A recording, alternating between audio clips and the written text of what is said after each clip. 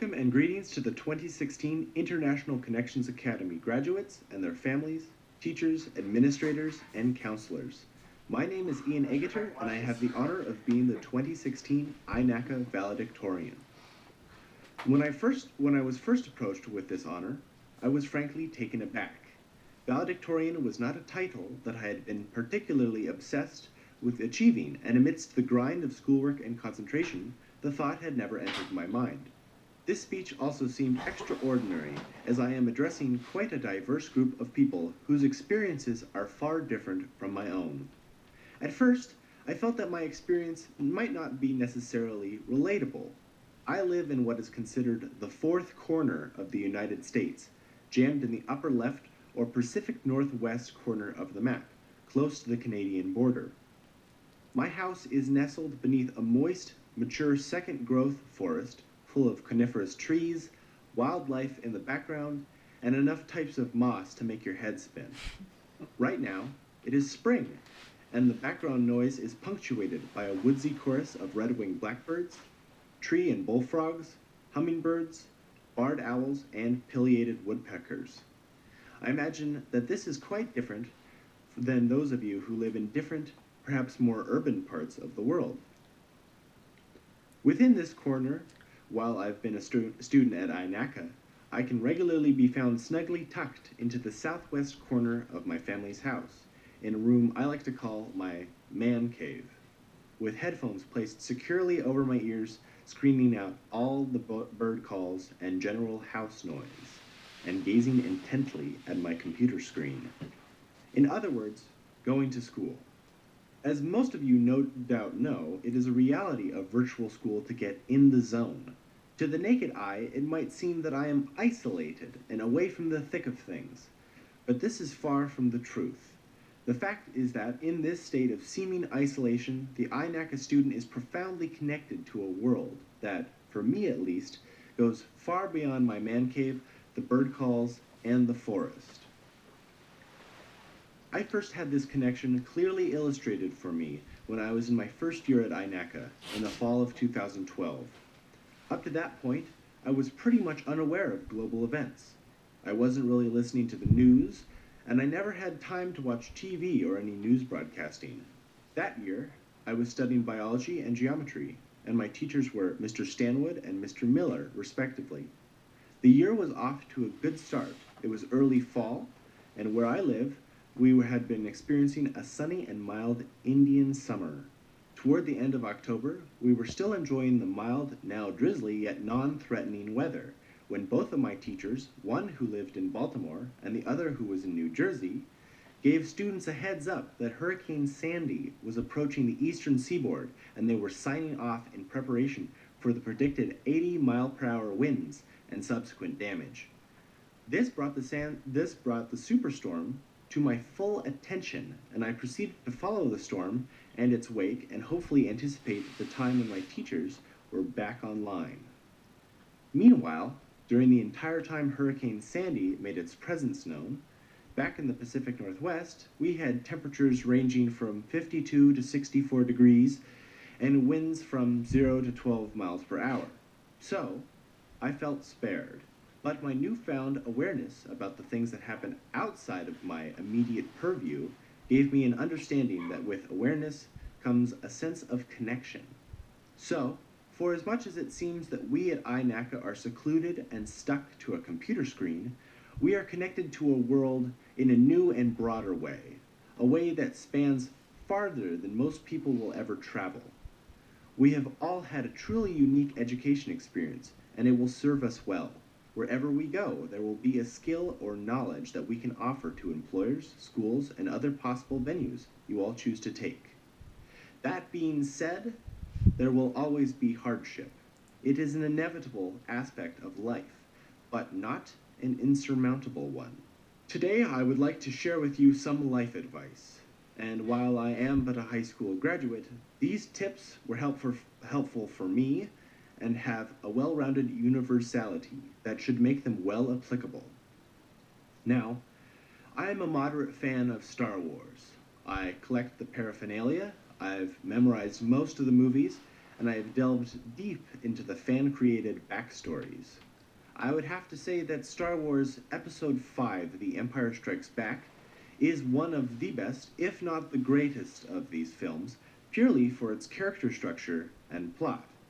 It is with this movie that I hope to motivate the class of 2016 into their individual futures by showing the threat of adversity, the necessity of sacrifice, and the power of perseverance.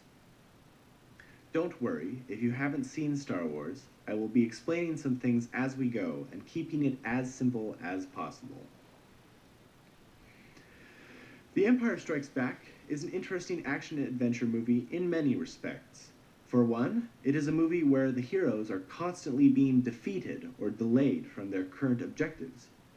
The opening scene is Hoth, a desolate ice planet, where our protagonists, the rebels, including Luke Skywalker, Princess Leia, and Han Solo, are currently hiding. A large-scale battle ensues between the Empire and the rebels, leading to an overwhelming defeat on the rebels' side. Luke and the others are separated, leading each party on different paths. At the end of the battle, Luke Skywalker is told that a great warrior by the name of Yoda will be able to train him, and that he must go to the Dagobah system to seek Yoda out.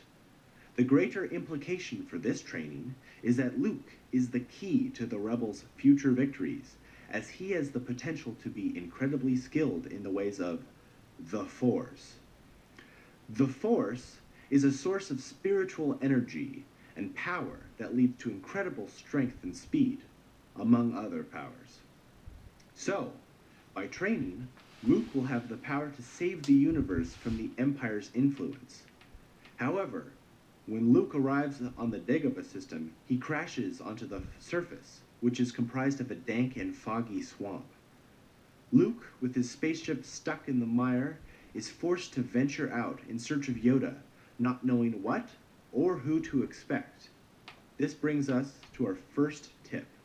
Good things can come from outside your comfort zone, and often, leaving your comfort zone is what is going to take you further in your pursuit for excellence.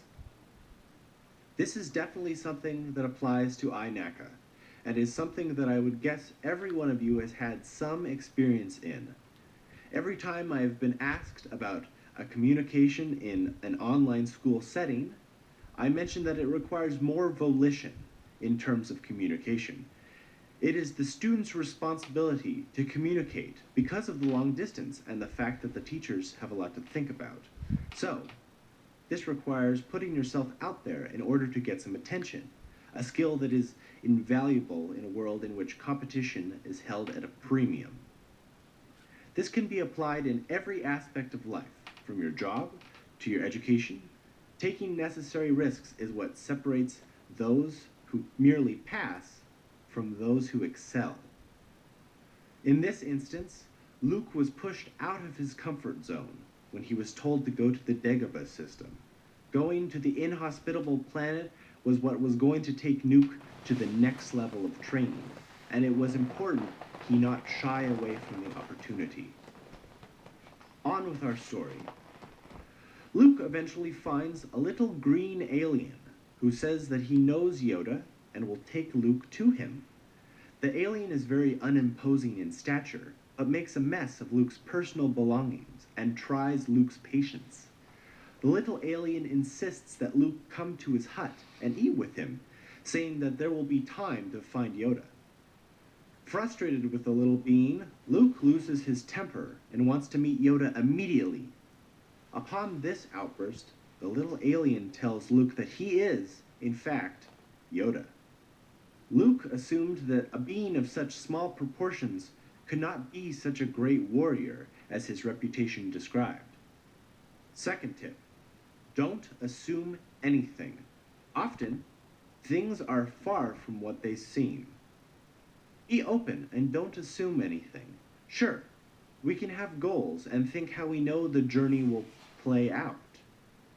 But just as Luke found, his preconceptions were not at all congruent with the truth. Having overly predetermined and unchangeable sets of ideas of how to attain a skill or a goal makes a person look silly and naive. When Luke Skywalker was searching for Yoda, only having Yoda's name and reputation as a warrior to guide him, his preconceived notion of what a great warrior are and should look like tripped him up. He had no idea that a wrinkly-faced, green-tinged, pointy-eared, fuzzy-headed, slightly bug-eyed, slimy mud-hole-dwelling Muppet could be the bearer of new skill and power. So, be alert and not burdened with too many preconceptions about outcome. At this point in the story, Luke has trained, but is having visions of his friends, Han and Leia, being captured by the Empire. Luke wants to go and save them, but Yoda insists that he stay and complete his training. Since neither Yoda or Luke can truly say if Han and Leia will die by the Empire's hand, it is up to Luke's gut feeling.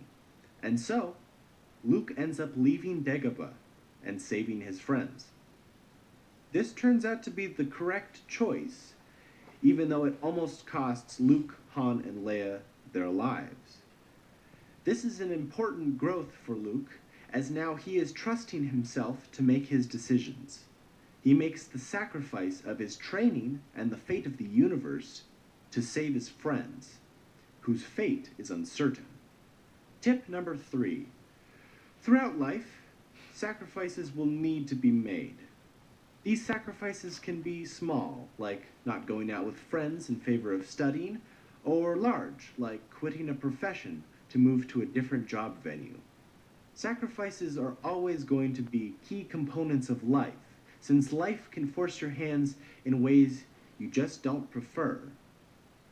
Just know that if you consider the outcome, weigh the positives and negatives, and trust your instincts, then sacrifices can be used to your advantage.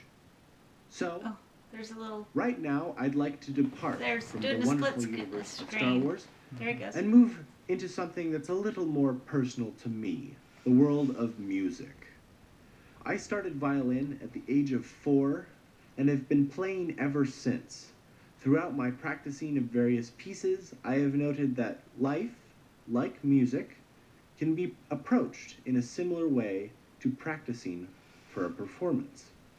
First, you take it slow, taking in as much information as you can, until you can pick up the pace and play all of the notes. Once you have picked up speed, you have gained competence in that work and can begin adding embellishments of your own. How you want the piece to emote, how you want the audience to feel, and what you can do to make the piece an enjoyable experience for you, the player, and the listener. In life, we start very slowly, going to school and amassing information that we will undoubtedly use in the future. Then, we begin picking up the pace. We insert ourselves into the world at a pace that ensures that we can make money and live a rich and fulfilling life, without feeling that we are falling behind the competition. Then, at the point where we have established our place in the world, we make it our own. We add in the flair and the identity that makes it something wholly unique, and present it as a piece of ourselves. Right now, class of 2016, we're picking up the pace, and we're ready for a challenge. Thank you, and congratulations again to the INACA class of 2016.